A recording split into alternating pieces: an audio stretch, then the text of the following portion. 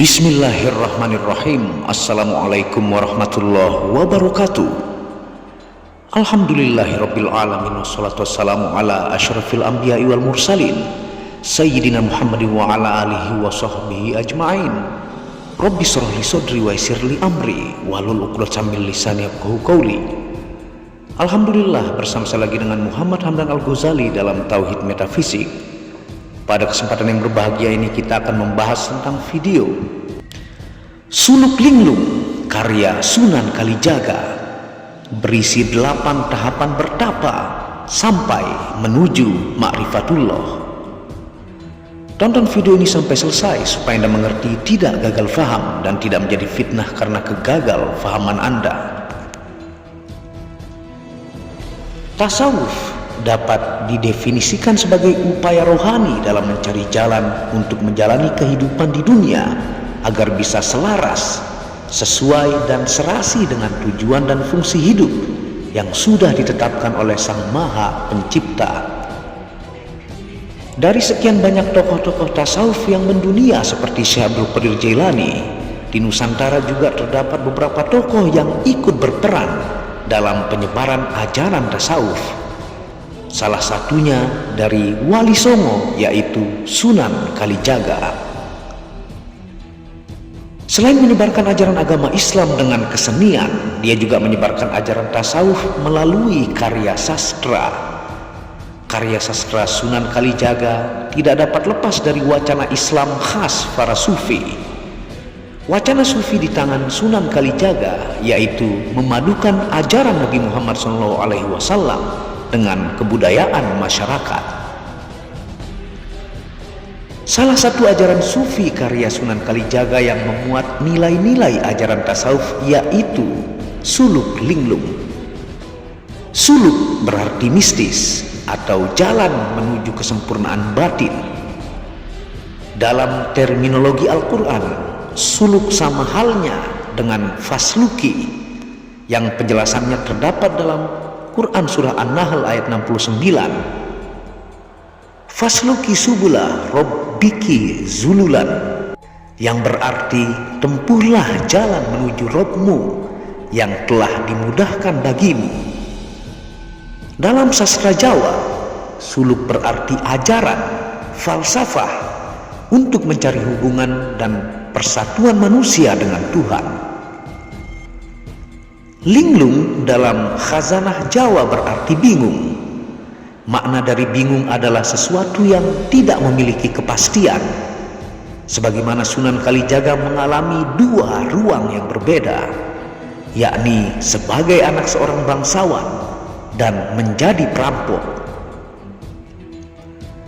Suluk Linglung merupakan ajaran makrifat dan perjalanan spiritual Sunan Kalijaga yang paling tinggi dan menemukan makna hakikat kehidupan.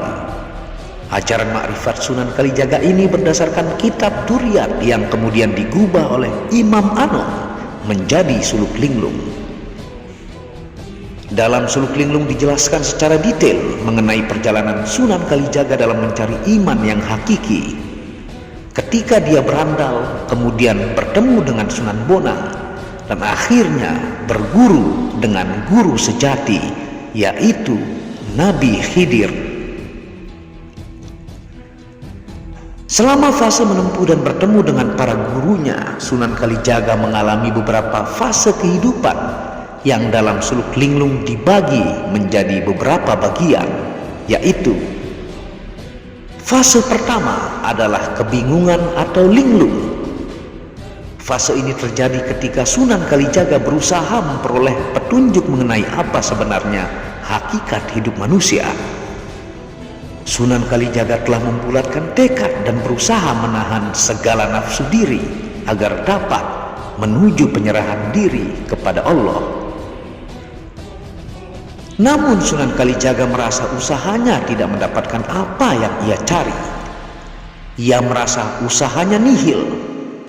Perjalanan ini tertulis dalam Suluk Linglung Pupuh 1 bait 3. Linglang linglung sinambi angabdi saking datan amawi sabala kabekadene nepsune marmanya datan keruk denya amrih wakasi urip dadia nafsu ingobat, kabanjur kalantur, eca dahar lawan nedra, saking tias awan perang lan nafsu neki, sumende kersaning hiang, yang bermakna linglang linglung atau hati bimbang, pikiran bingung, masih tetap mengabdi walaupun tanpa ada yang membantu, selalu tergoda oleh nafsu karena tidak mampu mengatasinya.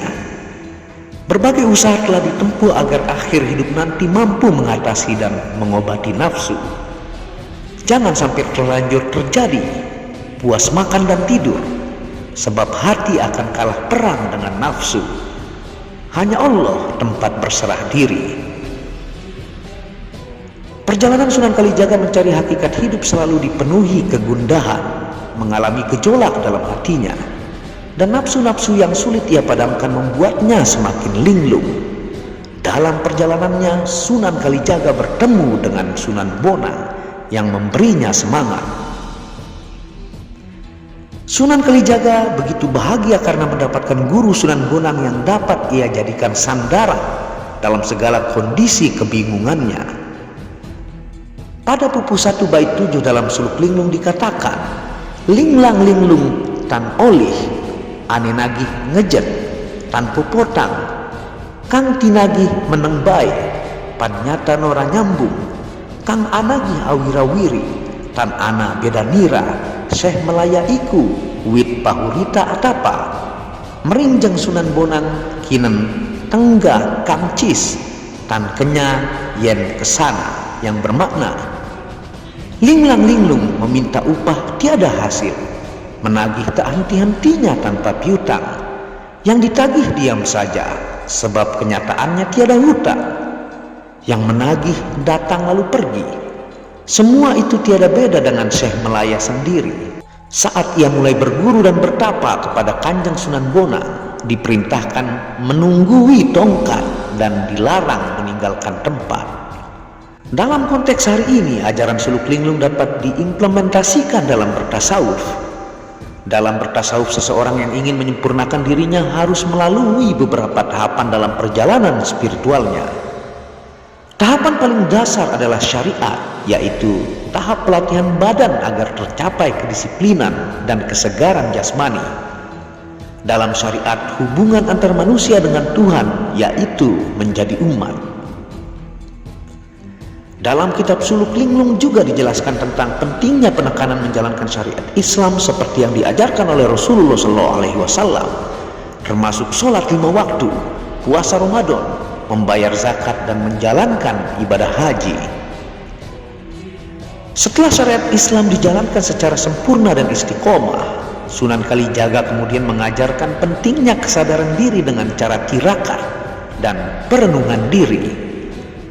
Dalam bertirakat, Sunan Kalijaga juga mengajarkan mengenai pentingnya bertapa atau menahan nafsu dengan beberapa fase, yaitu fase pertama, bertapa badan, yakni berbicara sopan santun.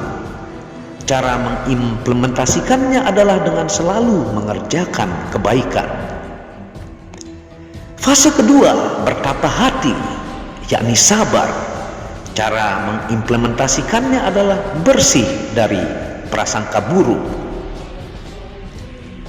Yang selanjutnya fase ketiga, bertapa nafsu, yakni ikhlas, yakni mengimplementasikannya adalah menjalani cobaan dan mudah memaafkan. Fase keempat, bertapa ruh, yakni berkata jujur. Cara mengimplementasikannya adalah dengan selalu mengatakan apapun keadaan yang terjadi sesuai dengan fakta. Fase kelima, bertapa rasa, yakni berlaku utama. Sedangkan cara mengimplementasikannya adalah diam dan taubat.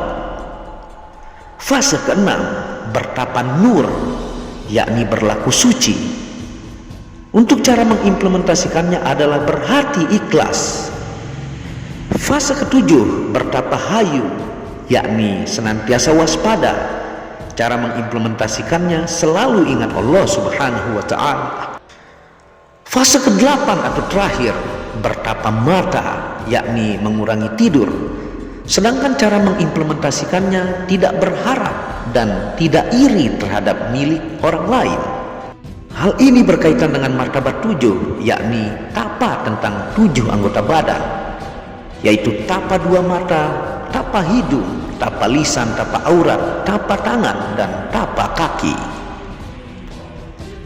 Nilai-nilai dalam suluk linglung menjelaskan sangat dalam bagaimana pemikiran tasawuf Sunan Kalijaga diajarkan. Laku spiritual dalam suluk linglung melalui beberapa tahapan yang diawali dengan kebingungan atau linglung tentang segala sesuatu sampai akhirnya bertemu dengan para gurunya. Kemudian dilanjutkan dengan pencarian tentang kebenaran untuk mencari makna hidup yang hakiki. Pencarian itu terus mengalami peningkatan hingga sampai pada puncaknya, yakni insan kamil atau manusia sempurna.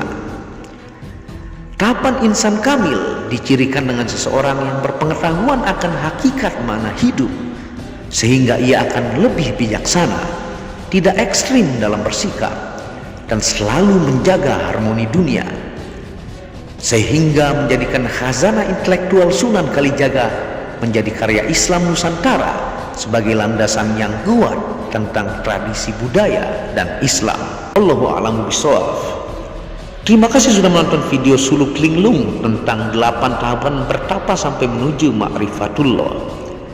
Kalian bisa konsultasikan ataukah ulangi video ini untuk lebih faham kepada guru-guru kalian. Apabila ada salah kata itu murni dari kebodohan saya sendiri, apabila ada benarnya itu datangnya dari Allah. Semoga berkah bermanfaat. Wabillahi taufiq wal hidayah. Assalamualaikum warahmatullahi wabarakatuh.